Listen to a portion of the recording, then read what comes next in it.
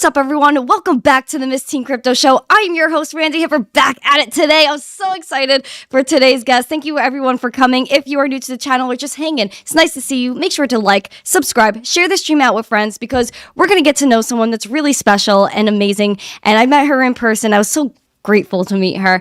She's joining us now, MMA legend, Cris Cyborg. Welcome to the show. Thank you. Thank you for having me. It's always a pleasure. Share a little bit about my routine, my training, my life. Is my pleasure to be here. I'm so excited to have you, and I want to get to know you a little better, Cris. I would love if we could dive into like college Cris Cyborg. What did you want to do with your life? Were you fighting in college yet? No. For me, everybody say, Cris, you do some street fighting in school. Man, I never fight in school. I never have any, like I was running, I have a lot of friends like to fight in school, play and fighting, but I was the first person to get out. So all the time they do interview for me, I see my friends from college, then telling me like, Cris, we're going to tell the truth. You never defend us. You never help us. So, for me, I was never like to play this, I never like to fight anything. So I always like to sport, play sport. I play handball, I play soccer, I play basketball in college, track and field. I started 12 years old, and until my 19, I was playing sports. I have a lot of scholarship from sports. And then I was doing university. I was doing a education physician. And then one guy saw me play handball, and I was ready to play professional. And then he came talk to me after a game. They said, I think you can be a great fighter. And I look at him, I don't like to fight. They said, I think you can be good. And then he's given one card from one gym, very famous gym in Brazil. It's a Shoot Box Academy. Have a lot of big stars in MMA from this gym. And they said, okay. And then a couple of days, he still talked to me for me going to the gym. And then finally, I went to the gym. And I see some people training Muay Thai. And I started training a little bit and boxing a little bit, because I was competing. So this is going to be fun. And I started training. In 6 months, I did my first fight. So my family don't agree. I have to hide it from my family. They think it's really bad to do this. And I was continue playing handball because I have scholarship, everything. So I had to train a little bit fighting. And I did my first fight in 6 months. Just for see how it look like. I was never thinking I was going to have one career. I never have a dream living from, I came from Brazil. I never have a dream travel around the world, fighting, I never think about this. So I feel very blessed. And after this first fight, I lost this first fight. I didn't want, I dislocated my elbow in the fight. Then after the fight, I say, man, I born for this. I love it. I want to do this. So after this fight, I stayed in my career 14 years undefeated. Wow. And I got 3 belts and the 14 years undefeated. But I was really, but I was never coming from me. I was never going to think I want to be a fighter. It's having to come somebody from outside and telling me this. And now here I am. I'm going to be 18 years fighting. Wow, it was love at first fight for you, Cris. How old were you during that first fight? I was 19 years old. You were my age. Oh my gosh. That's actually insane. I can't imagine that. What kind of training did you have to go through for that first fight? And did you ever doubt yourself going into that? The nice thing, when you're your age, 19, 17, 18, you're not afraid of nothing. Yeah. And you have to try everything. You're not afraid, you're not scared. It's nice. So when I was 19 years old, they told me I think you can be a great fighter. And then I would say, okay, what I have to do for be a fight, before do one fight. So I start training. I start training a little bit stand up because I didn't know I have anything. I just have a good condition because I practice sports, but I don't know punch. I don't know kick. So I work a lot of defend takedown because the girl was fought. She was black belt jiu-jitsu. I defend a little bit strike. And usually when you do a box or MMA fight, something you do amateur. But because this is like 18 years ago, I did my first fight professional. So not amateur. And I know, it's crazy. I know. And then I did my first fight, and then we did training, defense take. Now I trained like 3 months because I started training 3 months, and then I thought I think it can be the fight, and then 6 months I did my first fight. But I love it, but I don't have idea. When you don't scare, like, okay, when now I'm step to the cage for fighting, I feel a little stressed because I have a lot of things behind that. I have a team, I have the name, I have everything. Yep. So when the beginner, my first fight, I don't care. I just go walking through, and then I'm gonna do that and just see how it work. And this is the fun part. But after this fight, I say I love it. And my family at the beginning did not agree. My mom I want to be dentist. And I play for her all the time. I say, man, I'm not a dentist, but I can take teeth off. I tell her. So I always play for her this. But now she's, after she understands MMA, mixed martial arts, it's a competition, have rules, we're getting paid. It's her job. You train every day, all day, every day. So it's a job. And when she starts to see this, how professional it is, she say, okay, you can, she'll support me. Wow. And so how long did it take for your fighting career to progress until your family kind of jumped on board and said, all right, Cris, you could do it. We're not going to hassle you anymore? I started to fight at 19. I was really quick. I was fighting 19. And then when I said, okay, I want to fight, I don't want to do handball anymore. So I stopped playing handball, and then I just start training all day. So I did like 5-6 fights in Brazil after that. And then I did my first fight in America, 2008. Whoa. 2008, I did my first fight in America. So, and then I really see how professional it is. I came to America and I see how people support. And then I fought in 2009 and one big name is Gina Carano. She was superstar, in America. So it was really nice because I can see the fans, I can see the sponsorship, and the people who support. When I fought her for the belt, my first title in Strikeforce, we fight in CBS TV. So when I see it was huge, it's like professional. So my family start support, because in the beginning before is not common, and not very common the women's fighting. They really don't. My mom is saying, no, this is not good. So this is so. But then after she started to understand. And a lot of people, start to understand the women really can boxing, can MMA, can mixed martial arts. You can live from this. So then change the mind a little bit, but take a little while. But then when I did my first fight in America, I said, man, I need to move to America. Here is the place to have the thing I want to do. So I moved to America when I was 21 years old. Wow. And I supposed to stay 6 months, and then now I'm going to be 14 years. Wow. So that's spontaneous. So for me, I didn't speak any English when I came. Yeah, so I didn't speak any English. I still learning, I don't went to school, but I still learn if people, my fiance helped me too, my daughter, everybody coming and help me. But, and then moved to America, and then, and then changing my life. I have a lot of struggling, but, I get mature, and I get a better person, better athlete. I learn. Here is number one, have a wrestling trainee. It's number one good trains here. So it will make me better fighter for sure.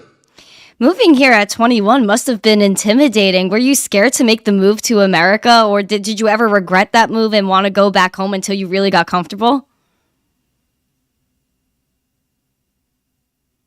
A lot of times I went to my room, I cried a lot of times. But, I never complained to my mom, because I say I have to stay here. Here is the place I have my dream. I can get my dream come true.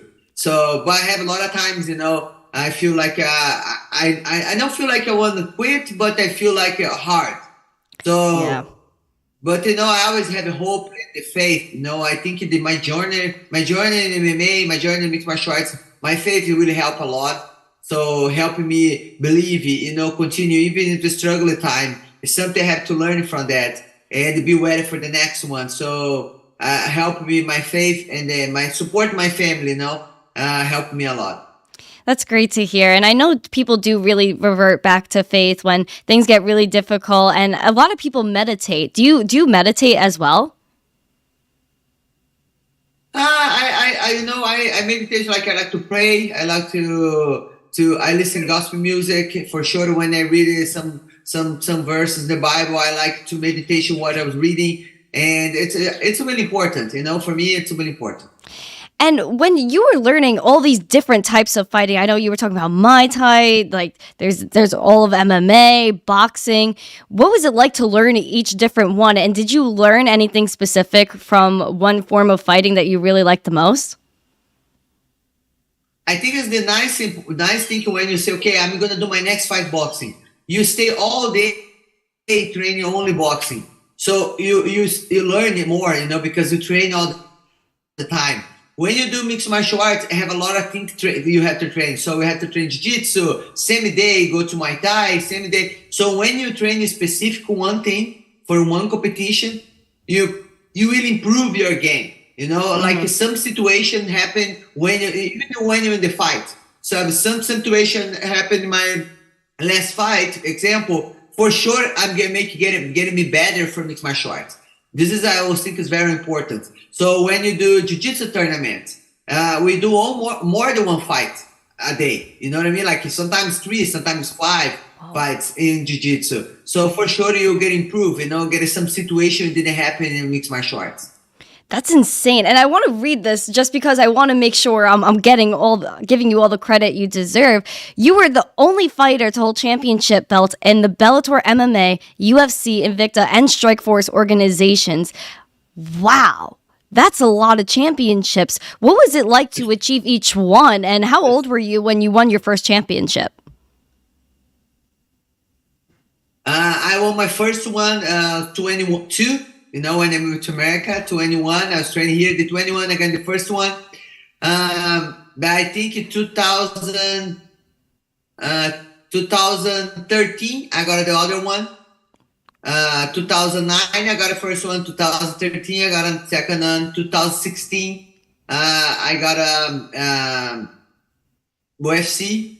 And 2019, I got a Bellator.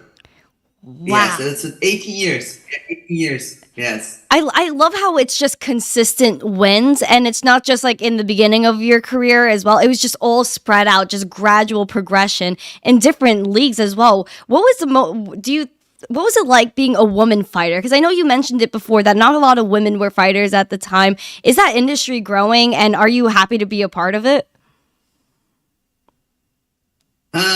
The beginning was really hard, because when I start training in the gym, the guys usually think you go over there because you want to date. It's the first, they don't think you want to train. They think you're going to find a boyfriend there. But no, this is the beginning was hard because now I have a lot of girls. So you feel a little bit uncomfortable before. Now you're going to the gym, have a lot of girls training, is different. But the beginning is the 18 years ago. Like sometimes I train, have 40 guys training and only me the girl there.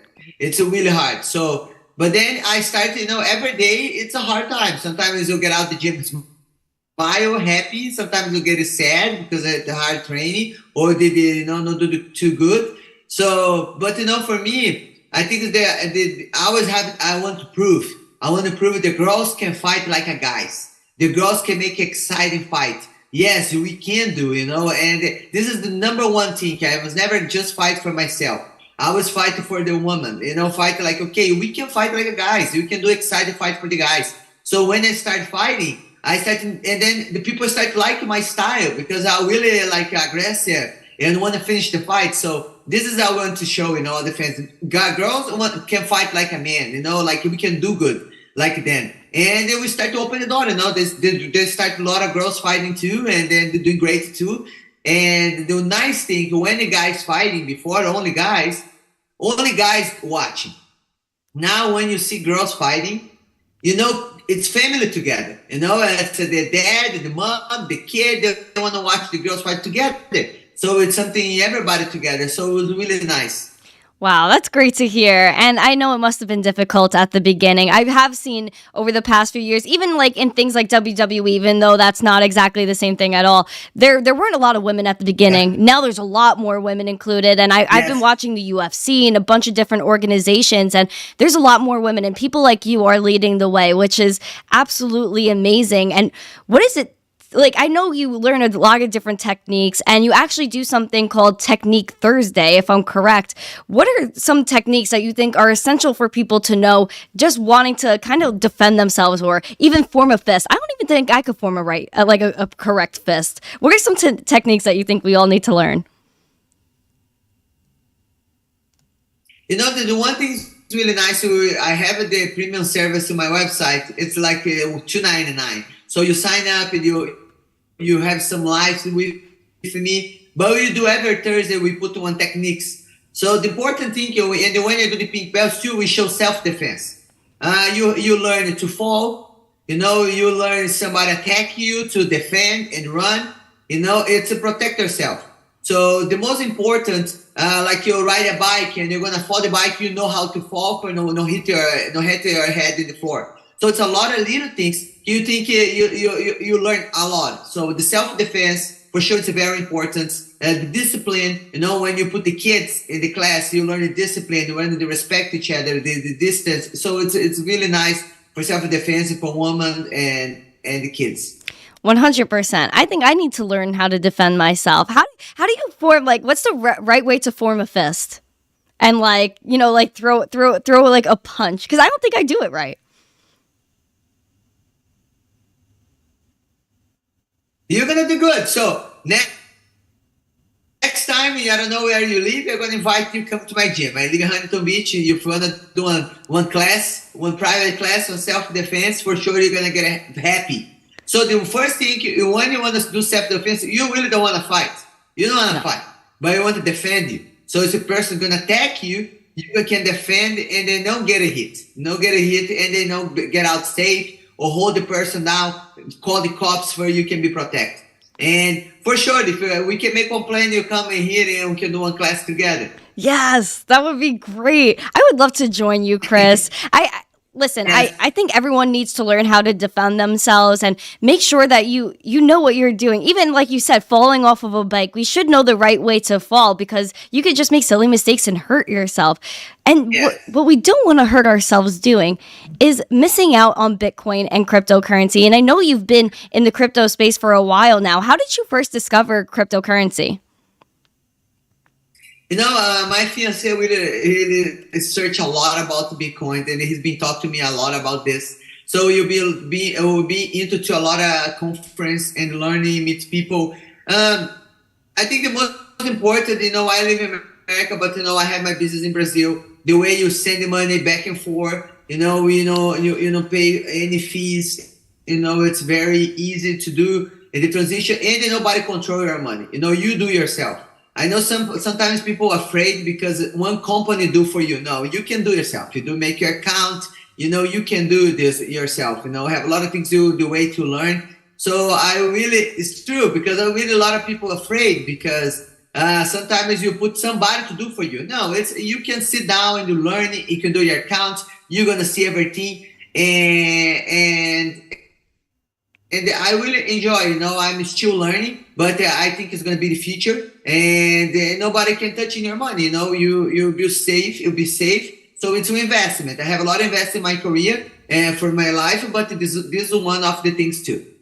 Exactly. And I know recently you were doing a fight and you actually put a QR code on your outfit of a Bitcoin address. Why'd you choose to do that?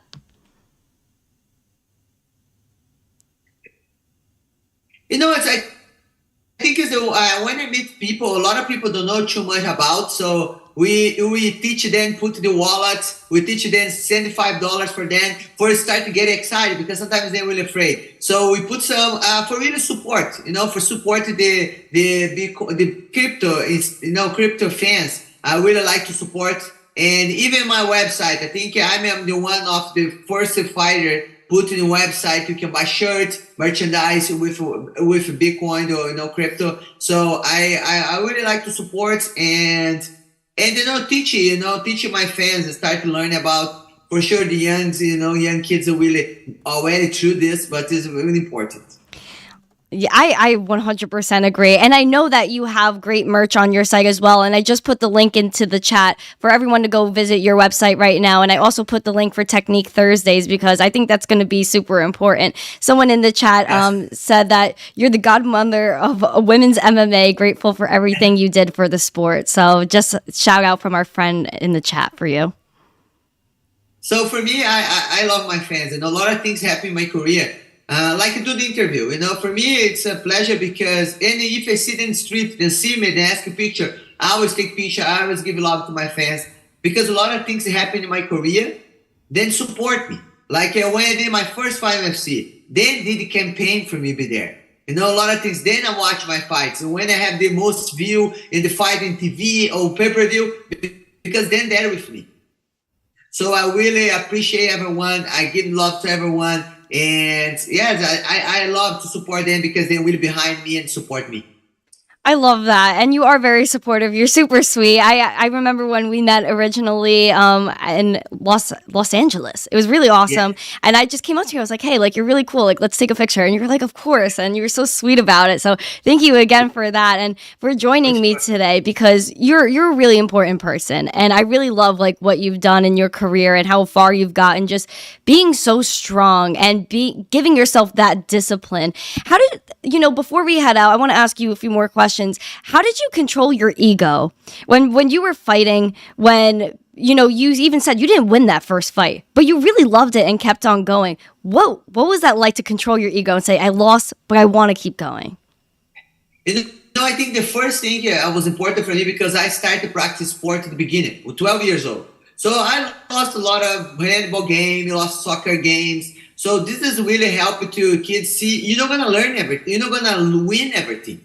You're going to win sometimes, and sometimes you're going to learn. You're going to learn. So this is, I think it's because I started doing sports from the beginning because this is really important the parents put their kids there. Because you learn, sometimes you're going to win, sometimes you're going to learn. And for sure you're going to get better after that.